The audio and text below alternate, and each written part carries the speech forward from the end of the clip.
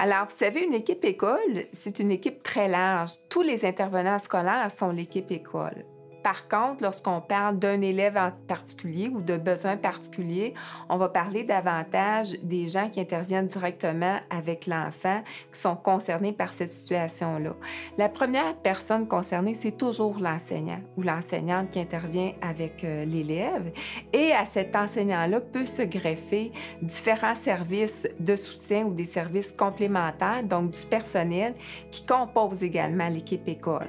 Alors, je pense à des éducateurs, des éducatrices spécialisées, des orthopédagogues, des psychologues, orthophonistes, etc. Cette équipe-là est chapeautée par la direction d'école, bien évidemment, qui va coordonner les actions des gens aussi pour répondre aux besoins de l'enfant. Une école pourrait faire une demande en service conseil, soit à des conseillers pédagogiques, conseillères pédagogiques en adaptation scolaire, ou encore académique, donc pour des matières en particulier, ou encore à des psychoéducateurs, psychoéducatrices conseils qui vont apporter également une aide là, du point de vue par exemple de la gestion comportementale, ou même à une ergothérapeute conseil qui peut apporter également une contribution.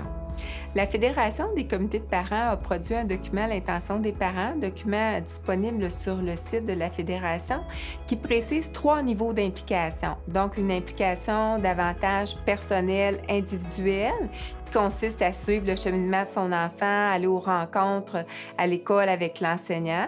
Une implication un peu plus large qui consiste à s'impliquer dans la vie de l'école, par exemple comme parent bénévole ou en participant à certaines activités.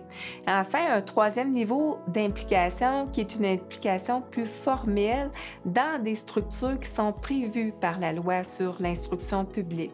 Je parle ici du conseil d'établissement de l'école qui est appelé à prendre des décisions en ce qui concerne la vie d'une école en particulier, du comité de parents de la commission scolaire, composé d'un parent de chacun des conseils d'établissement, qui va être consulté sur des éléments qui concernent l'ensemble des écoles.